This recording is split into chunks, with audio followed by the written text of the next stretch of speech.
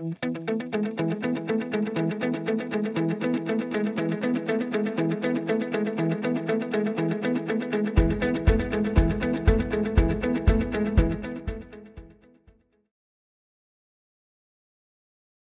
and gentlemen, please join me in welcoming Mr. Scott Ganeles.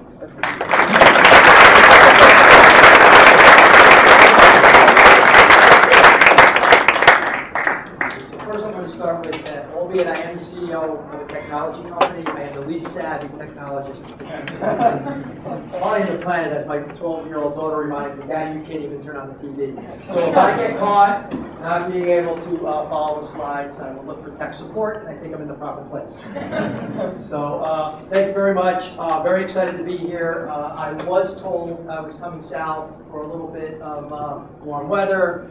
You guys have already left me out. So apparently it's going to get a little bit nicer later in the weekend, and we are excited by that. Number two, fact, I have to share with you right off the bat, do not embarrass me today.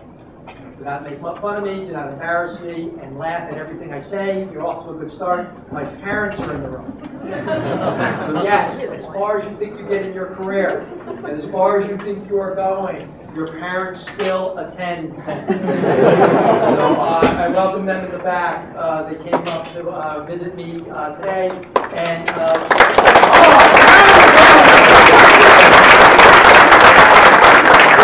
very good start. You are entrepreneurs. Understand when to clap, when to brown nose, when to laugh at the right time. Number two, I am an entrepreneur, so I am going to share this with you. I am going to the NC State North Carolina game on Saturday, and obviously I know who I am rooting for. But I did wear a tie just in case to hedge my bet, a little red and a little blue. So we are very excited to be here. I'm going to, because I am the son of two school teachers, I am going to tell you in the very beginning what I want you to take away from this, and then we're going to talk for a long time. Hopefully I'm not going to talk that long, because I want you guys to ask a lot of questions, and then at the end I promise you to share back with you what you're supposed to remember. Father talked about. He goes, only listen to the last 2 minutes of class, because that's what's going to be on the test. So let me tell you a little bit about myself, and thank you very much. As you could imagine, I was a political science major, and now I am the CEO of a financial technology company that deals with capital markets. So obviously, I can start off with, I did not go to college with any idea of what I wanted to do with the rest of my life. I thought I wanted to be a lawyer, so I went to Brown. I'm going to be a lawyer, I'm going to be pre-law. Why was I going to be a lawyer? Because at that point, in the 80s, you were either the doctor, the lawyer, and the banker. I wasn't smart enough to be the doctor. I didn't do well enough in math to be the banker, so I figured I would be the lawyer. I would share with you one, I think that is very important. I know North Carolina State is a big proponent of this. The best thing that ever happened to me is that I got a summer internship between my junior and senior year at IBM, which at that time, that's where I'm from, up in New York. IBM was the company. That was the internship to get. I got an internship in the corporate litigation department, in their law department. At that point, I found IBM much like you might find Microsoft today. Everybody was suing IBM. The entire world was suing IBM, and then IBM was counter-suing them. So basically, everybody would sue IBM for being a monopoly, because they own the market, and then IBM would counter-sue them for stealing their trade secrets. In fact, the big suit at that time was between IBM and Hitachi and Fujitsu, the big Japanese companies in the 80s. And it was a very exciting time. Top-end stuff, the best lawyers in the world, best company in the world. You would think it would be the greatest summer in the world, and they paid really, really well. Paid internships. The only problem was I hated it. I absolutely hated it. This law it's like mental gymnastics. It's like word spinning. Who cares where the hyphen goes and the and or and but and or and the inverted clause? And I was sitting next to this kid. This is when I had a moment of epiphany right first. And he was a associate at Skadden Arps, which is Gravatt Swaine & Moore, which is one of the most prestigious law firms in the country. And he had gone to Harvard undergrad, and he was a summa cum laude. And he had gone to Harvard Law School, and he was summa cum laude. So he had really, really worked hard to get to the point where he was in his career. And I turned and looked at him, and where he was is in a copy room with me, making copies. And I said to myself, I do not want to work that hard to get to the point where I'm making copies in a copy. So in addition, I didn't really want to take the LSATs, but we won't say that. So I went back to Brown University, which is, as you all might know, is a very liberal arts school. And I went back and I said, you know what? The one thing that I really enjoyed that summer is I was asked to research all the competitors for IBM. And during that time, I fell in love with the stock market. Because my job is, everybody would say that IBM was monopoly. And my job was to read all the research reports to find companies making bullish statements about what they were doing. So how can I be a monopoly if your CEO was at this conference telling everybody how wonderful they are? So I was reading all this Wall Street research. I kind of came to fall in love with the market. And I also made my first investment. And there were two really, really hot companies in the summer of 84, 85. Coolinet Software outside of Boston, and a small company out of Seattle that seemed to be doing some special stuff called Microsoft. And I decided I was going to take $500 that I earned and buy my first stock. And I bought Coolinet Software. So I wouldn't be here talking to you today if I had actually bought Microsoft. But I got the Wall Street bug. I went back to Brown University and took all the business classes that they offered, which was none. But they offered 2 economics classes, macro and micro, and to this day I'm still trying to figure out what microeconomics is. And then graduated from Brown, and my first job is I was a retail stockbroker. Cold calling cowboy. I don't know if any of you seen The Wolf of Wall Street. I wasn't that, but close to it. And one thing, and I want to say, I'll dovetail into the entrepreneur thing, is that a good entrepreneur, how do you know if you're an entrepreneur? You fail many, many times. And so I failed as a stockbroker. And in fact, as my father can attest, I lost all his money. I made no money for anybody who ever invested. Nobody. So for you history buffs in the room, I graduated Brown in 1986. I studied to get my license in the brokerage industry in the spring of '87. I sell stocks to everybody through the summer of '87. And many of you might remember what happened in the fall of 1987 was a real market crash. The market fell 18% in one day. So everybody who bought stock from me lost a lot of money. And then later, a couple of months later, I decided that the industry wasn't for me. Really, before the industry decided for me, I figured I would jump out and head. I didn't understand severance, which is a concept you all should figure out later. As I quit, they said, no, don't quit. We want to give you some money because we're about to lay you off. And I said, I don't want your stinking money. Later, when I was out of work for a year, I got the concept of severance, and I thought it'd be helpful. So I failed as a stockbroker, and then I picked up some new opportunities, some new jobs. And my parents were so proud of me because I became, and hopefully none of you will ever have this happen to you, I became a roofer, a bartender, and a mover. Great job. And they were so proud to spend all that money with my Brown University education. I think, and my father will remember this, we had a roofing company, and there was 4 of us doing it, 1 from Wesleyan, 1 from Duke, 1 from Brown, and 1 I think went to the University of Oregon, and our average SAT scores were like, at this point it wasn't 2400, I think it was 1,250. So we marketed ourselves as the highest SAT score of any roofing company. No correlation to banging nails, trust me. I got a job, and this is the second thing I just want to quickly share with you, an entrepreneur, is get a job. And when I got a job back on Wall Street, I took it immediately because I'd been out of work for a year and a half, and I came home and my father asked me, by the way, that's really exciting, Scott. How much are you making? I said, I don't know.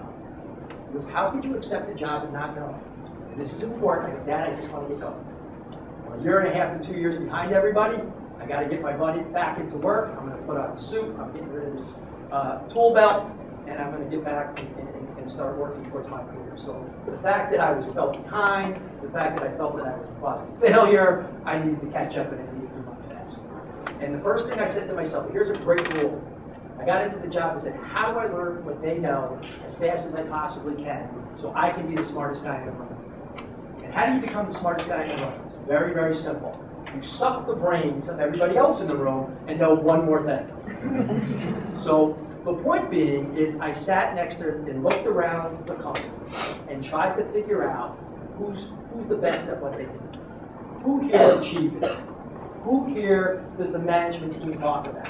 Who here seems to have all the answers? It doesn't necessarily have to be your boss. It doesn't have to be the VP. You can sense it for yourself. Look around the room when you enter a situation. Try to find out who there seems to be succeeding. Who there seems to be the people that the person that people gravitate to. Sit next to them and ask them 1,000 questions and suck their brain. And then move on to the next guy. It's like they put those things where just and then move on, and then move on. But that's how I needed to catch up. And you can't learn things just by reading. You can only learn them experientially. And in some cases, you got to steal some other people's experiences and then tell the stories as if they're yours. I swear that's what you have to do, because that's how young people get experience fast. You don't want to wait till you're 50 like me to get experience. You want to be experienced at 24. So how do you do that? You steal other people's experiences and make them your own. Going forward. It's all right. This is the one place where you can cheat. So I got going at a company, and I'll give you the next lesson that I learned, and then we'll get into whether or not I'm not or not. I'm really excited about this new job.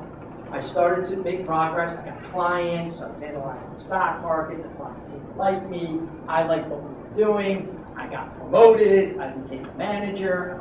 100% alive, and now I'm responsible for other people. And then I did something that I recommend that all of you do. Doing well with the job right in front of you. Now it's time to pick up your head. And it's time to do something, know what's going on at the company. Who are the senior people at this company who are doing special things? I'm looking for a mentor. I'm looking for somebody who can start to share some things with me that I can't get just in the world that I'm in. And I found an individual. He was the head of business development at the firm I was with. He took a liking to me. This might also be known as brown nosing. It's fine. He took a liking to me. I worked extra. I did my work in front of me. I delivered on what my clients were, because that's your first job. And late at night, I did extra projects for this guy. And I was really excited. I was building a bond with him. He's a senior player. This is going to be great. And then he leaves. He left. He didn't even say anything to me. Just left. I'm like, oh, man. That was a pretty big waste of time. And then the next day, I realized why he left. And I always, there are a couple of Ipreo employees here, and I always share with them that I promised that this would never happen to them. I make very few promises in life, but I promised what happened to me when I was 25 years old wouldn't happen to them. I liked my job, seemed to have a career, was actually making, I think, a whole $30,000 by then. $30,000 didn't go a long way to 1988. But I was excited and making my way up. And I bought the Wall Street Journal like I did every single morning. And I opened it up. There was a picture of my CEO on the front page. And it said, we work for a proxy firm. Not what it is. It said, Proxy King to be indicted. What? And that's why I realized that the senior guy had left the day before, because he knew this was going to happen. And basically all the work I had put in went down the tubes in one day. So I promised my employees, trust me, you will never wake up one day, right, and you like your career, that I will be indicted. And he liked his clients to pay more than they should. Basically, he was overbilling his clients. And he apparently didn't like to pay as much as he should. He wasn't paying his taxes. So we had problems. The company's going down the tubes, and I have to figure out what I'm going to do with the rest of my life. And in 1990, there weren't as many options about entrepreneurs and startups. There was, do I go back to business school? Nothing against business school. I think it's a great discipline and a great institution. Not for me. I hated school. I don't want to do that, but it's definitely a big option. Do I want to work for one of my competitors? No, I don't want to work for a competitor. What do I want to do? And then I got a phone call from the guy who I'd spent a lot of time with. Actually called my mother, because I had to be back home. Things were getting a little rough. That's a sign of failure. I had to get out of the apartment, back to the mom and dad's house, consolidate your expenses again, looking for a relaunch. And he got a call. She got a call, and she said, Dave believed the call. Dave, why is he calling? I thought he was in trouble too. He was on a box. I said, Dave, I don't know why you're calling me. I'm not involved. I'm a little analyst. I don't know what you guys do up there at the senior levels. He goes, no, Scott. He goes, I have an idea. And this is what I've been thinking about the entire time. And never thought about all the projects I had been working on. I think we should start our own company. I have a little bit of money, but I don't know how to actually do the analytics that we do here, and you do. In fact, you're the best at it. Would you like to come join the Carson group? Carson? Yeah, I'm naming it after my son. I said, who's the group? He goes, the group, it's me and you. Which I'll get to later why it's very important to do that. Because you don't want to be one guy. You want to be a group on day one. And I go, and I thought to myself, and this is, I'll get into the thing, I'll probably give away half my presentation. I thought to myself, what do I have to lose? I'm making $30,000. I did the math at McDonald's, and I said, if I do 40 hours a week at McDonald's, I can probably get $24,000. So there's about a $6,000 arbitrage. There's not a lot of risk if I'm not going to get paid a lot of money. I always wanted to do something like that. I had a lot of thoughts, which we'll get to later. And I said, sure. And when I said to myself, the worst thing that can happen to me is I'll have 1 year of a startup experience and I'll have great stories to tell when I go back to business school. And that is essentially the level analysis that I did before I jumped into a startup. So we're going to share with you that I think that you shouldn't overanalyze, but I would probably argue you should do a little bit more analysis than I did. Because I had no idea what the competition was. I had no idea why people bought the service, other than the 4 people I serve. I had no idea of anything, other than the fact that the one thing I did know, and it's one of the most important things about being an entrepreneur, I had nowhere else to go. There was no backup plan. So you gotta make it work. Even if you don't know what you're doing, even if you don't realize how hard it's going to be, you need to make it work. We'll talk about it. The number one thing about entrepreneurs is there's no backup plan.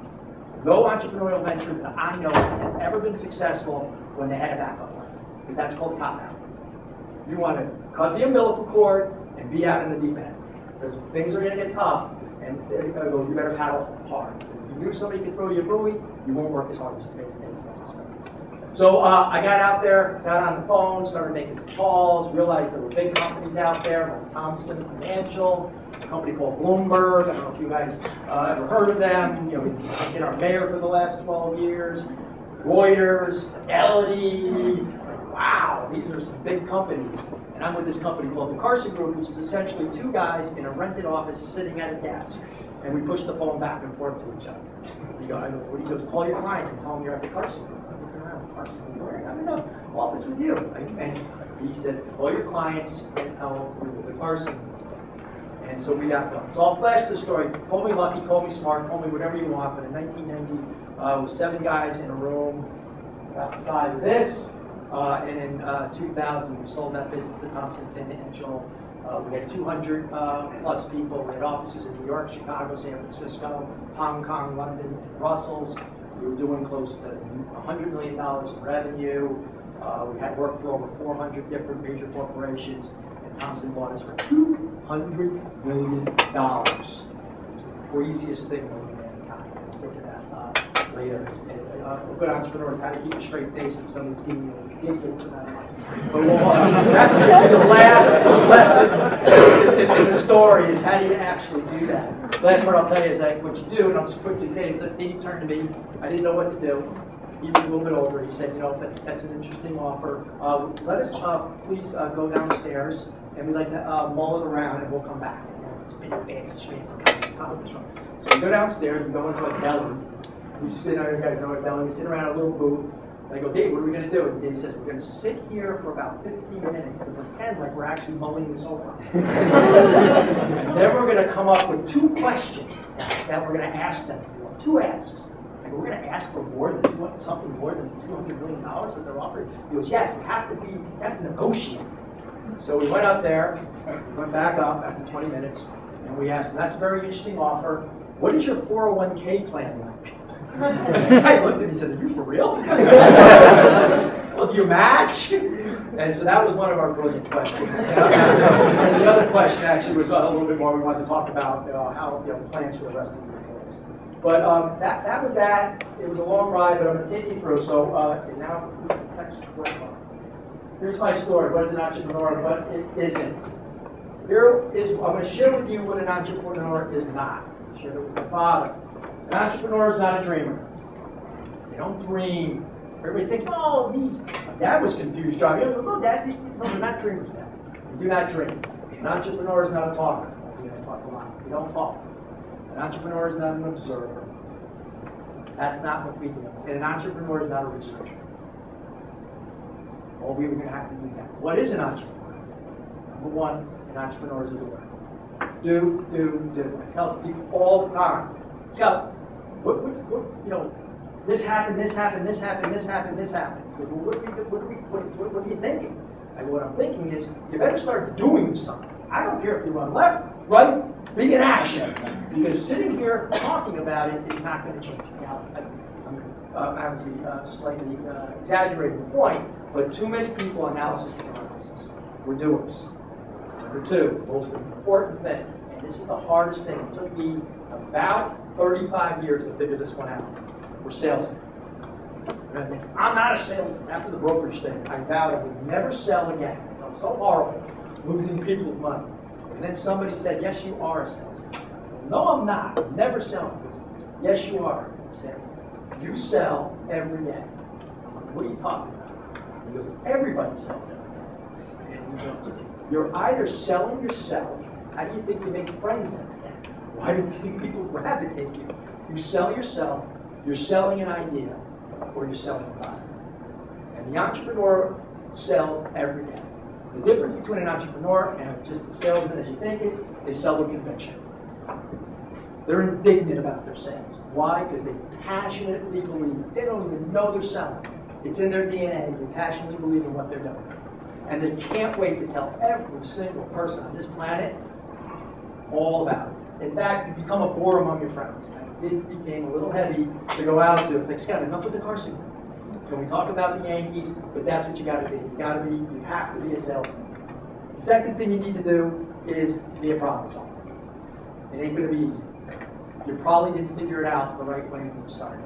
But you got to figure out how to solve problems. You got to step back. You got to think and say, okay, it's fine. It looks like it's pretty challenging, but there's got to be a way out of here. There's got to be a way to get over that mountain. There's got to be a way to navigate the waters, and you have to be a problem solver. Number three, an entrepreneur is, you need to know why. That's your whole life. You can't figure out, how do these guys make money? I don't understand this orange thing. Why is it like, I drive people crazy, because that's the way I think every time. Every time I see something, I got to figure out how it works, how they make money, why people buy that product, how they made that product, where do they secure the ingredients to that, and you're constantly thinking, because that's how you're going to work.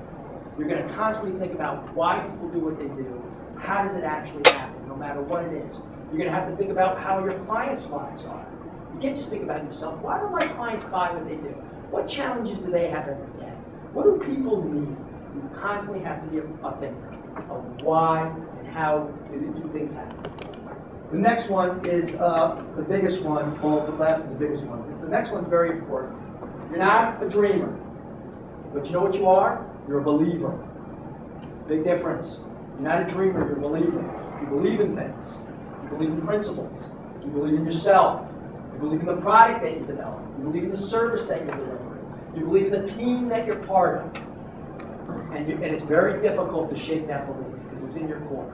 Great entrepreneurs are great believers. Not just in themselves, they just believe in things. Very different than being a dreamer. Believers are very different, but you have to be a believer. It's nice to be a skeptic, but ultimately, the best entrepreneurs, they're not the biggest skeptics. They're not trying to figure out why people don't do things. They're trying to figure out why people do things. They might have to play defense every once in a while, but an entrepreneur loves playing offense. They'll play defense when they have to, but they want to play offense. How are we going to do it? Not why we can't. How are we? And the last one is you got to be an action person. You got to take action all the time. You wake up. You know what's the man. What am I going to do today? How am I going to make progress? How are we going to move the ball down the field? How are we going to make a profit? Even if it's baby steps, you got to be better tomorrow.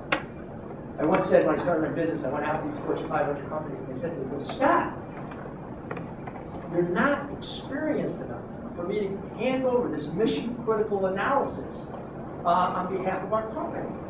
And I go, I know, but here's the best thing I have to offer you.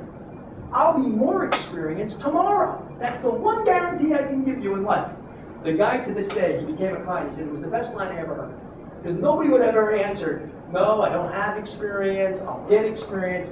I basically said, I go, that's the one thing I can guarantee you, I'll be more of tomorrow. Because I'll be a year older. But that's how you're thinking about it. Not just going to be tongue in cheek.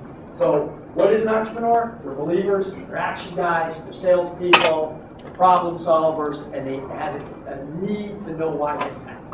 What are we not? We're not dreamers, we're not researchers, we're not procrastinators. Excellent work. Number one, you start a company. You're not the CEO. You did not start a company and be an entrepreneur so you can have a card, I have one of these, that says CEO. Because first of all, how can you be the CEO of one? There is no team. There isn't anything. You're not the CEO. And anybody who starts a company saying, oh, wow, I'm starting a company, I'm the CEO of my company, failure. Because here's what you really are. Ooh, you're accounts payable, you're HR, you're the data entry guy, you're the procurement person, you're IT, you're the janitor, you're the person who gets lunch, you're all these things. If you think you're above any of the things on here, you're going to fail. You're going to fail. In the summer when I started the Carson group, we needed the database. We're like, well, we got to get that database, the same big database on our desktops that we used to have in our other company. We turned around and looked at each other and said, well, how are we going to get that? And basically said, here's how we're going to get it. We took out a huge book of every single asset manager in the world, and one guy read to the other guy while he typed. And then we didn't know about carpal syndrome, whatever that is. And then when he got tired after 4 hours, we said, switch! And then you became the reader, and then they became the typer, and we literally did this for 4 months, 7 days a week, 12 hours a day. Because we had to create our own database. We're data entry, and that's what you got to do. You're not above anything. And most successful people understand. Next thing. You did not start this company to make money. Anybody who starts a venture with the idea that they are starting it to become rich will fail. You will fail. You will make decisions early for a couple of bucks that are going to ultimately curtail the potential opportunities that you have. You might take more money out of the business before it's prepared to actually yield you that amount of money. You're just heads in the wrong place. You want to make money? If your goal in life is to make money, become a banker. Become a lawyer. Get a job, not an adventure. Biggest difference about being an entrepreneur, it's not a job, it's an adventure. So you're not here to make money. Just like I said this, and I'm not 100% sure as I was thinking this before I went to school, you did not go to school to get grades. You went to school to learn. Grades are a result. You did not start a company to make money. If you build a damn good company, you'll make a boatload of money. Don't worry about it. And don't ever worry about it. I only thought about money 3 times in my first venture. 3 times I thought about money. Number one, when I got married. Shoot, I got to be responsible for somebody. Maybe I should talk to my partner about me taking out a few extra bucks out of the business. Number 2, I had a baby. Oh my God, I got to buy a house. And that was the second time, 4 years later, that I'm going to think about taking a couple extra bucks out of the company. And the last time I thought about money is when that guy said $200 million. Those were the 3 times that I actually thought about over the course of 10 years. Were the only time I thought about money. Here's another thing I did. I paid people more money than me. All the time. I wasn't the highest paid. I was never the highest paid person at that company. In fact, there were 20, 25 people making more money than me. Why? Because I understood that you want talented people, you need to pay them. And those people are creating equity value for you. You're not the highest paid. You're all about the equity. You're all about building value, not taking it on a daily basis. So basically, you're setting out to provide something of value, and the money will follow. Think about that every single day. And if it's a good service or a good product, you'll make money. And if you can find talented people to do it with you, you'll make money. And if you can transfer that knowledge to somebody else and franchise it, you'll make a lot of money. And if you can figure out how to sell it to the masses, you'll make Zuckerberg money. So that, don't worry about it. Just you build something good, and the money will follow. Number one thing. Everybody says, how do I start a business? I need money. No, you don't. You need people. Unless you plan on being the only person in this company, you better go get talented people even before you go out and get money. Because a company of one is called a job. You know what they call them in our industry? We call them lifestyle businesses. Right? We've heard it's a lifestyle business. That means somebody who can't work for somebody else and he works for himself. It's not bad. That's not a company. A couple of guys who do a couple of things for a couple of people, that's called a cottage industry. It's a cottage business. That means you and your neighbor and a couple other people do a couple of things for a couple other people. That's not a company. That's not a franchise. So the first thing you need to do is get good people. And how do you get good people? You sell. It's your first sale. Because you have to go find a couple of other knuckleheads who actually believe in your wacky idea. It is going to be the hardest sale in the world. If you can sell a couple of people to join you in your dorm room and invest their time after school, not get paid, and just get fired up about your vision, I'm telling you, you didn't know it, you're a salesman. So you gotta go make your first big sale. And by the way, if you better be one good at it, but you better figure out about it, because these couple of guys, they're not your first employees. In most cases, they're your equity partners for the rest of your life. So scrutinize it. Make sure you really, really, really want to have these people part of your bench. I'll give you a quick story. So I joined the Carson group. I'm an analyst. I'm on the analyst floor with 50 guys. You know, we worked there, we had fun, we played ball, we were on a basketball team together, we went out after work, had a couple of drinks, I had friends, and then I start my own company. So everybody brings me up and goes, Scott, dude, I'm your boy, we play ball, we drink beers, you gotta take me. No, no, no. This is a for-profit, for-keeps organization. This is important to me. I'm not doing this with my buddies.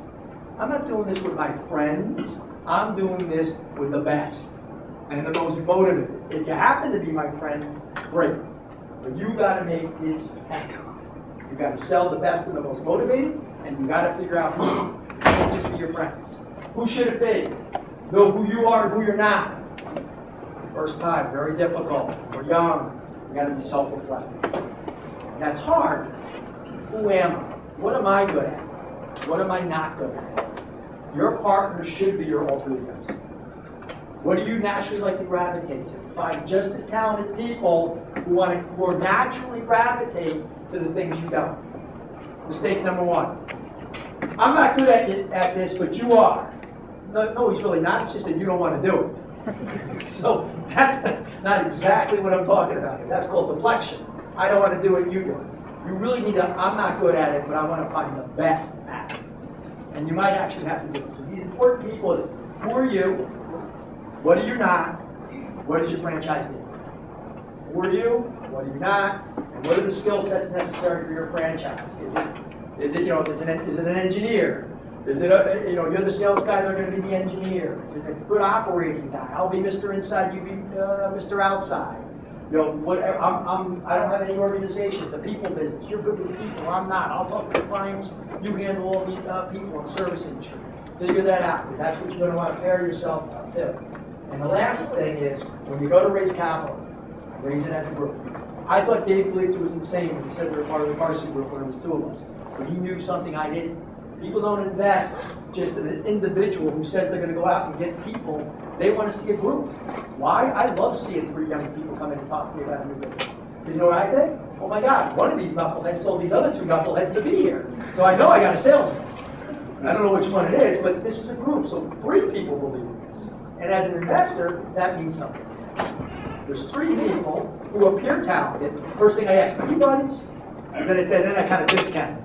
No, we're not buddies at all. We happen to be classmates or something. Oh, okay, so you actually joined this thing with serious conviction. What were you? And then the next thing you ask, what were you doing before? And they said they were doing something of merit. Oh, you ever hear the word opportunity cost? You actually had something better to do than be here with your buddy. That's now this is exciting. 3 talented people who could be doing a bunch, who all came to the conclusion that what we're talking about might have some value, and they actually have something better to do with their life. You think it's simple? You go out and talk to VCs and private equity. That's the first thing they think of. I'm actually on a road show I was sharing as we speak. So actually for the last 2 weeks, other than today, I've been out meeting with investors, very large investors, KKR, Carlyle. If you look up these names, hundreds of billions of dollars that they invest in companies. And you know what they say? The number one criteria, even they buy huge companies. The number one criteria, management. We'll make a $20 billion bet on management. So my point being is that at the highest level of the pyramid of investing, they make decisions the same way as an angel investor will when you go out and ask for your first $50,000, other than from your mother or father who have to do it. But that's what we call independent verification. And that's the next thing we always say. Independent verification of your idea is somebody that's not a relative decided to invest in this. Very important. We do discount mom and dad. Yeah, it's nice. I'm sure mom and dad, we discount. So, go raise money as well. Get a couple guys with you to join me. How do I get the money? This is one of the things I want to share with you guys today. How do I get the money? I want the money. How do I get the money? Can you give me the money? That doesn't work. I really, really need the money. That doesn't work. I won't waste your money. That doesn't work. I try them all. So here's what I want to share with you. It's called the myth of the business plan. And some of these things are things that were told, and I was told, that are not necessary. Number one, don't exhaust your idea. I do not need 100 pages on what you're about to endeavor. It's not necessary.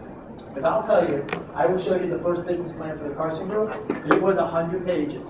And of the 20 things that we said we were going to do, we did 2. We never even got to the other 18. I don't want to see that. I don't want to see analysis, paralysis. You know what that's going to say? Action. Why are you spending so much time writing for this stuff? And why are you not doing things to further your cause? What action have you taken? This is to chill on the financial models and growth charts. I'm going to show you why, because they're inevitably going to look something like this. I probably looked at 50 business plans in the last year, and they all look like this. Woo! This is my business. I make money. It's called a hockey stick, right? Every business, oh, we're going like this, and then wham! Scalability! Everybody falls in love with what we're doing, and they all look like this. You're all pretty good at Excel, so you understand how to work the numbers backwards. You sit around, you have your business plan. Oh, this grade looks a little too high. Let's smooth that one out a little. You change the numbers in the Excel. This is a parabola. Safe. Because I hope at least the only thing this shows me is you got conviction. I think this really convicts somebody one day. But everything else with the years and the grid, it doesn't matter. Because you know what's going to happen? Your business is going to look like this. Right? Actually, I'm going to give you guys the density, and you're going to look like this. It's really a flat line, and then it's going to go up like the air, and then it's going to go back, and then it's going to flat line. You're going to have to ask for more money, and really show some conviction, and the next day it's going to take off. So save that. Save this whole thing. Here's what you're going to do. So what does need to go on paper? And I'm going to ask you guys, as we walk through, what of these are essential or not? Well, the first thing is, please, don't anybody say this isn't essential. You damn well better know what it is. And you think this is crazy. I've actually had guys that come in to explain it to me, and it's not that you have to explain it to an idiot. Don't come in and use words that there's not a chance in hell I know. Explain it simply. Very simple, no matter, especially you guys. You guys are probably doing very complex things. You have very complex ideas on things to do. Engineering ideas, statistical ideas, quantitative modeling, this, that. You gotta make it simple. I gotta know what it is. I gotta get my arms around it. Oh, I get it. Simple analogies are good. Works great. Dumb it down. Somebody once told me, Scott, the brightest person in the world can explain every single business through the lemonade stand. I never knew what he was saying. And then I got it. Of course you can. Right? There's customers, there's product, there's ingredients, cost of sales, cost of ingredients, distribution, and it's it. There it is. Okay, number 2, you got to do this. You need to know you need to know who needs it and why. This is by far the most important thing. By far the most important thing. Who needs what you're doing and why? This is the person who figures everything out in life. This is why people need it. This is why they're going to need it. It might not be very important. You might say, and why are they going to do it? Is it a secular trend? Is it a generational issue? I love those because I guess at every time. It's kind of, you don't understand generation. You're not still on BlackBerry. This is where the world's going. So it could be a generational thing that you're saying. It could be an issue where you've actually observed somebody doing something and it doesn't make sense and it's choking what they're trying to achieve in efficiencies, and you've got a better tool. So basically, you know what it is and you know why people are going to do it. Right? And it's fine if they're not aware of it yet, because you're going to evangelize about that later. Number 3, market size. I don't care. You're asking me for $50,000 as an angel investor. I don't care if it's a $10 million market. Who cares? I go, you need to worry about, is it a $10 million market? Is it any more? So yes, you should have some vague idea as to what the size of this market might be for what you're doing, but do not exhaust yourself telling me that your competitors one day are going to be Facebook, Google, and Yahoo. It doesn't matter. I go, yes, and today they have no idea who you are. So let's save the time. That's going to probably knock out about 20 pages out of the 100 pages. So we're going to save our time on that one. Does anyone else do it or have an alternative to it? You got to know this. And here's the craziest thing, and I get guilty of every time. Do you have any competition? No, nobody's the same as me. Fidelity has no competition because we're so unique and we're so different from everybody else. We don't have any competition. Baloney. You do. And you need to express that to somebody else. Because when somebody says they have no competition and then nobody does this, that might mean that nobody needs it. So if nobody does it, it probably means that nobody needs it, because I know you're not the smartest person on this planet. So at least I want to know, these are the types of people who do something like what I'm trying to do. And an idiot buyer might confuse us. I don't care, because you're so unique and you want to be unique. But an idiot might confuse you with somebody else. Share that with me. So, because you might, because this ultimately is your competition. But you gotta, you don't have to, well, we don't have any competitors. Comprehensive competitive landscape and analysis, bang, 5 pages, don't need it. Google, Microsoft, Procter & Gamble, Exxon, save it. You need to know that there's other people out there doing something vaguely, like I said, that you do, so that there might be some demand. But you can save some of these pages. What types of people do you need, and how much are they going to cost? Very, very, very important. Because if you're the only person who can do what you do, what is that? It's a lifestyle business. Or if there's only 4 people on the planet who can do what you need them to do, and they all get paid $1 million a year, and they're working for NASA, it's not going to work.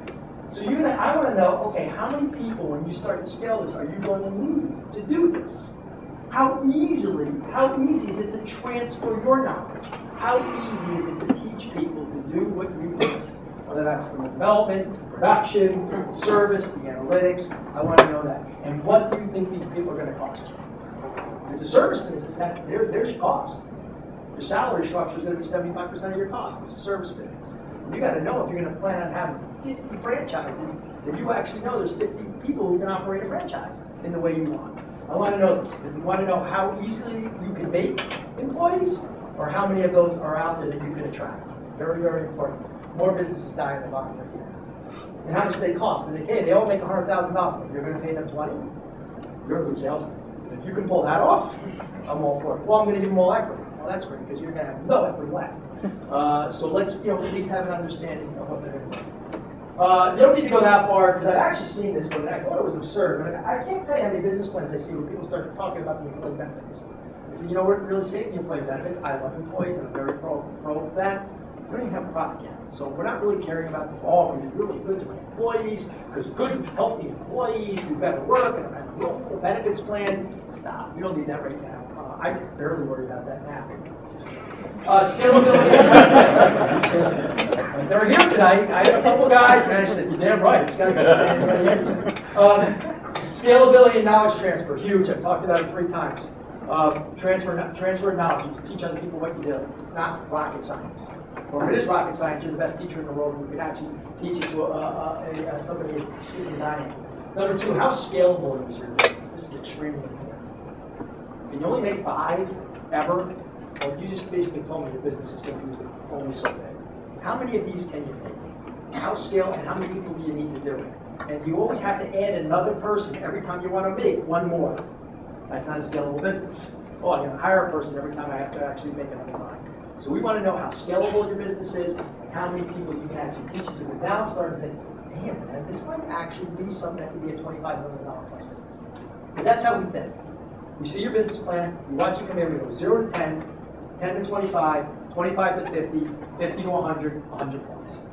You size it up literally within an hour of you talking to us. Oh, this is a $10 million little business. It's not that scalable. Knowledge transfer is tough. It's a kind of a niche type thing. It's about probably a $10 million franchise versus something that you say, hey, I think this guy, if they get it right, they can break out. And they can get to 25. If you get to 25, you can get to the rest. The hardest thing for a business to do is to go from 0 to 25.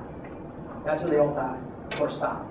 They either die or they just kind of peter out. Once you get over 25, you're probably scalable. You probably have a lot of people there to do it. You have sales, you have customers, you have a referral base, you have an operating plan. You're ready to go. You know, they might not always make it, but you have the foundation to actually be something special.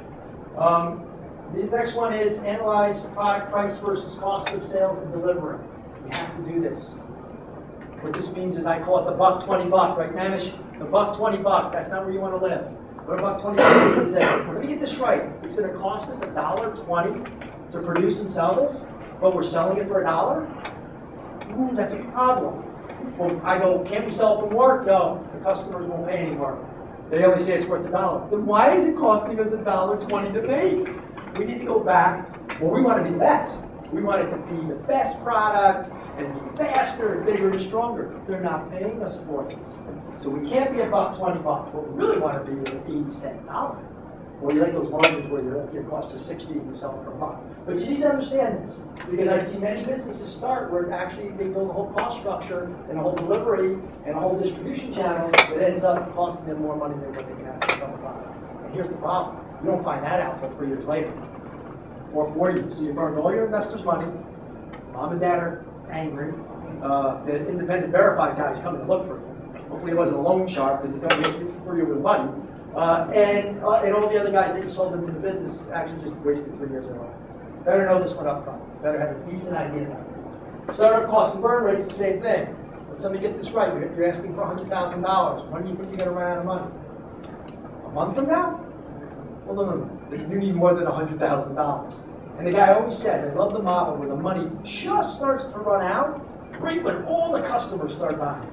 No margin for error. Perfect on the model, right?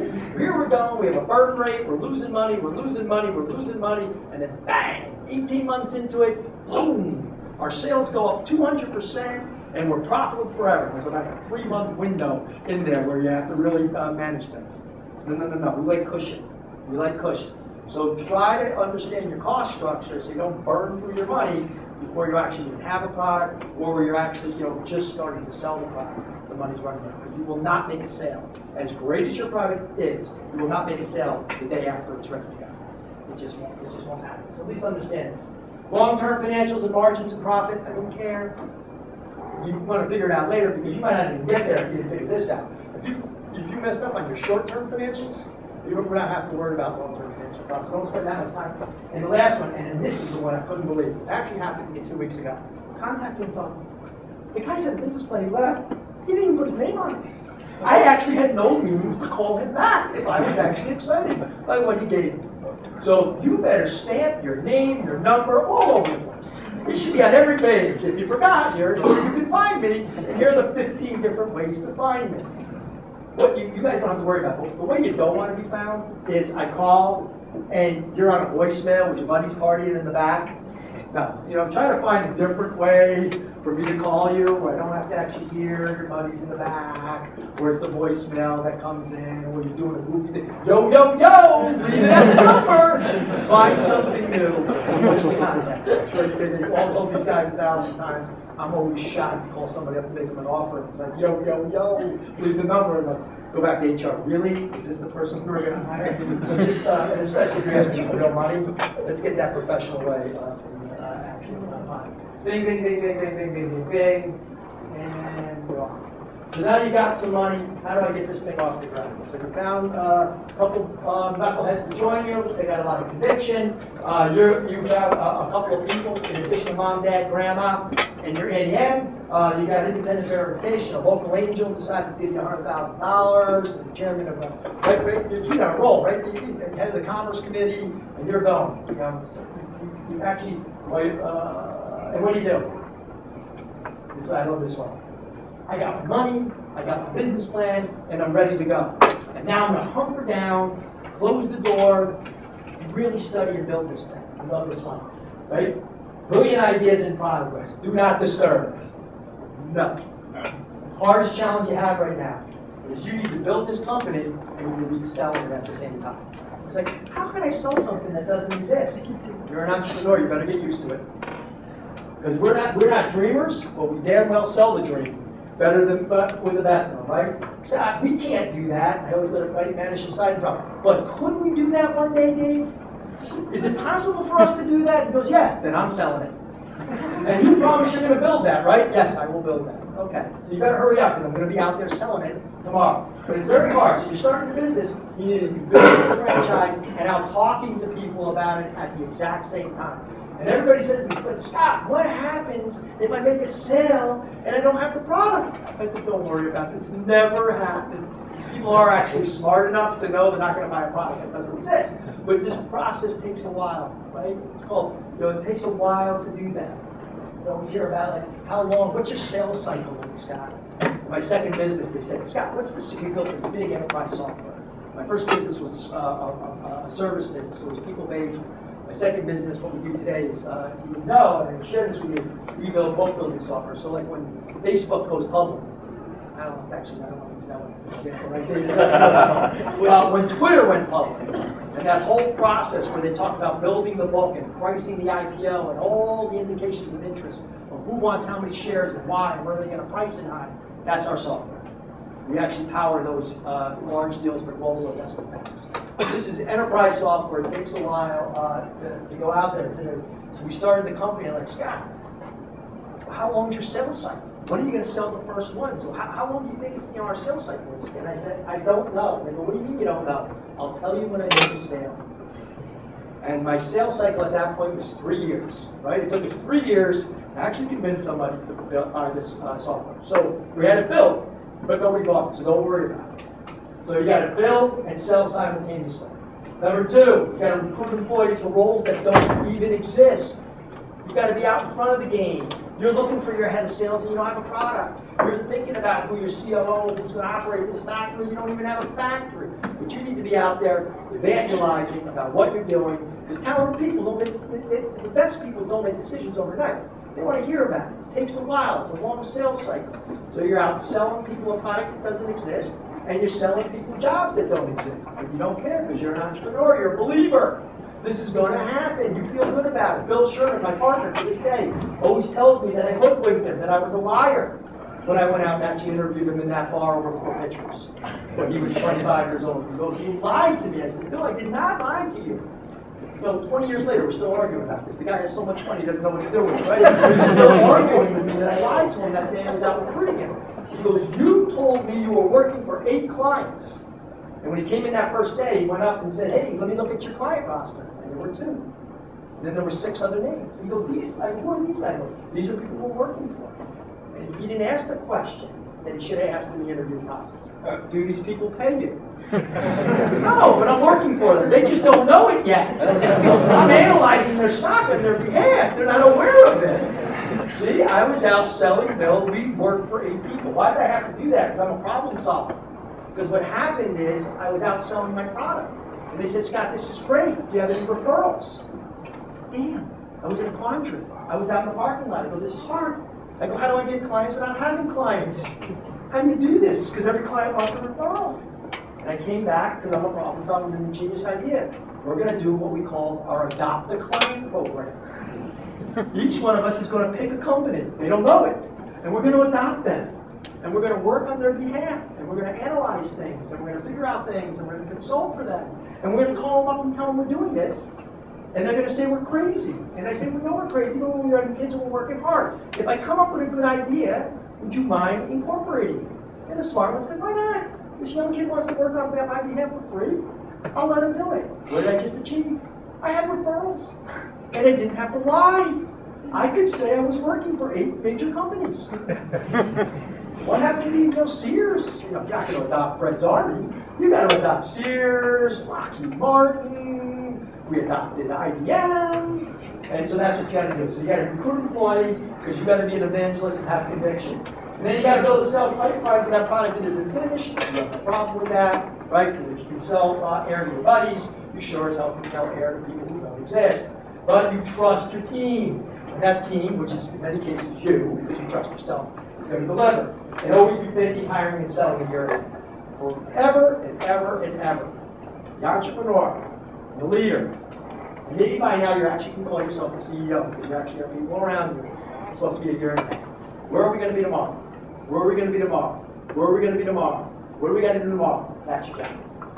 And you got to sell it to your people. You got to sell it to your clients because your clients don't have to keep it stale. Where are we going to be tomorrow? So that's your job.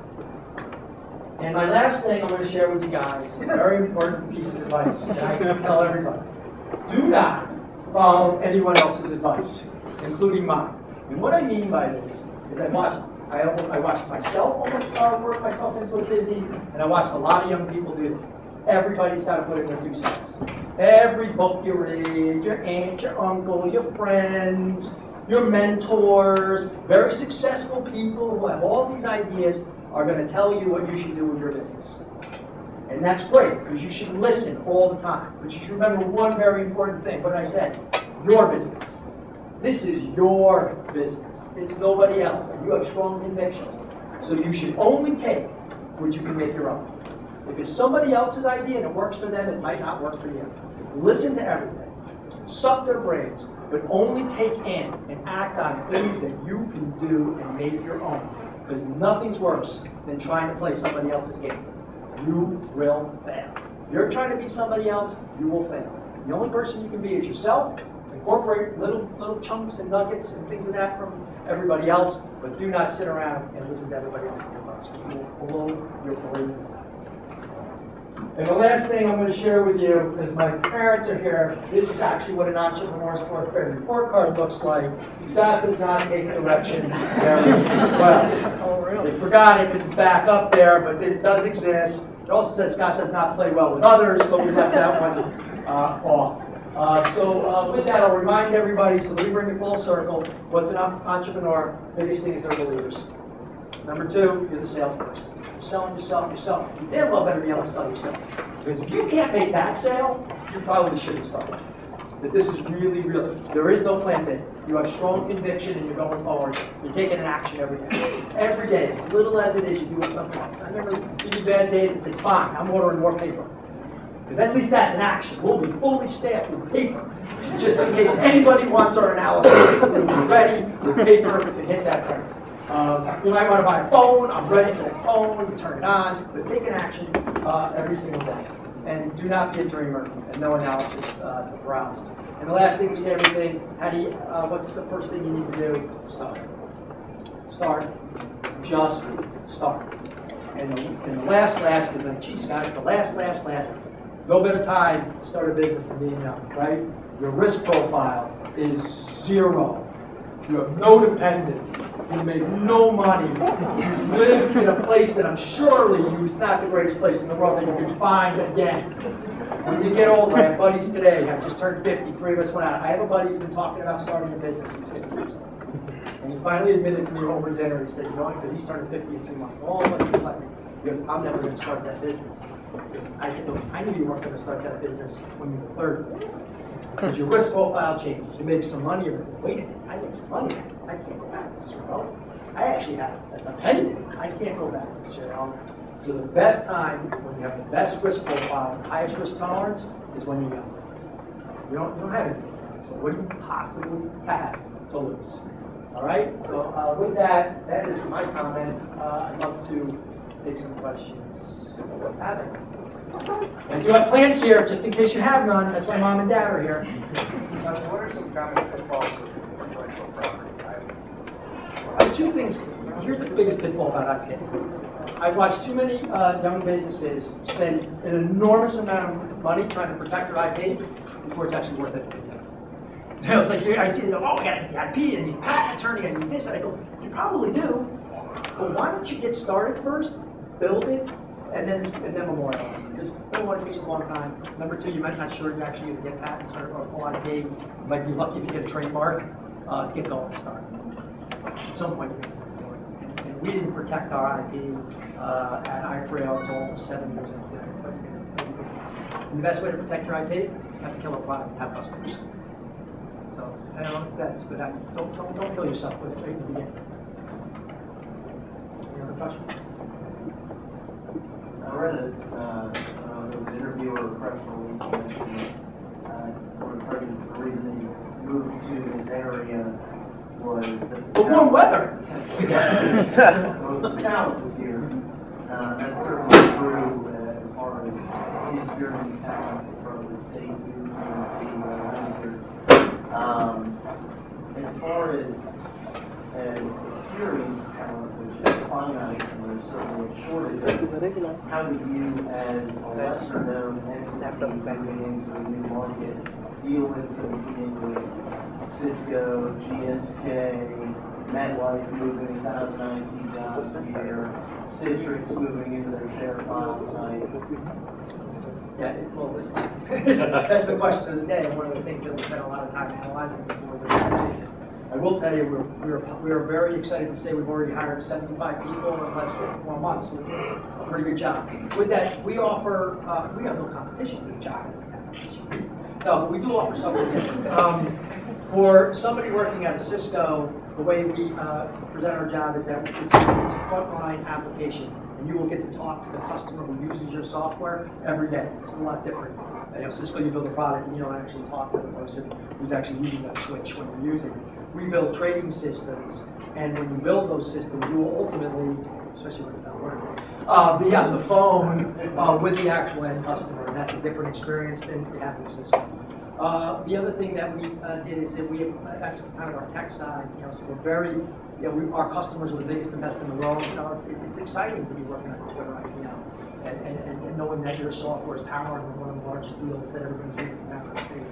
Or it's exciting to know when being yelled at, right, by the guy at the capital markets on the Goldman Sachs desk, they can read it out in the paper and screaming at you because you're hedging, you're switching, your arbitrage analytics isn't working. So that's kind of the one thing. We have a whole analytical part of our business too. We actually, surprise, surprise, I only know one trick. I sold it to Thompson. I wasn't allowed to do it for 5 years. It's called a non-compete. As soon as my non-compete was up, I was like, well, I only know one trick, so let's add that analytics piece onto that. And that job is kind of a Wall Street research analytics job. Many of those don't exist now. And then that was part of our thesis that you had to kind of move to New York, to move to London, to move to Hong Kong to get those type of jobs. And we wanted to bring those kind of frontline Wall Street analytics jobs, in which case your client every day is the CFO of major companies.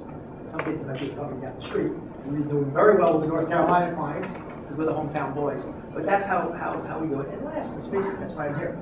This is called what it is. I am selling you if you didn't know it. I want you to all come work for Ipreo. It's easy to transfer my knowledge to you. We find a lot of young people who get you up and running in less than 6 to 9 months. We have great 401k benefits, plan, and who's funnier than this CEO? Come on! You want to sit around and listen to Chambers talk? Come on, he has a headphone on. He'll never know your name. And that's part of our, we're big enough to actually enjoy a great experience for people, but small enough where the people in our company all know each other and you can have an impact. One more question. There's no cocktail on. One more. No, I can't be for my mother. She's asking, when are we going to dinner? If I want more of a lifestyle, maybe like one man does it all, so maybe like that 3 or 4 like equity partners. Think about that like right away. Yeah, no, I think the decision you make on day one is going to define the business that you're going to have. So, because if you're one guy, you are a lifestyle business. Not what you're thinking about. That's all you are. So, I think that you need to decide if you're going to be a group or be an individual. And that will at least take you out of lifestyle to college. And then while you have a group, you can figure out, is this transferable enough or scalable enough that we can actually come. But you should do it on day one. If you have any ambition to actually be a company, that's what you want to do. You need to have a couple of people with you on day one. you've already demonstrated the core items that. So get your idea together, put it on a piece of paper, buy a 6-pack for a buddy, that's what I did, and convince them that you.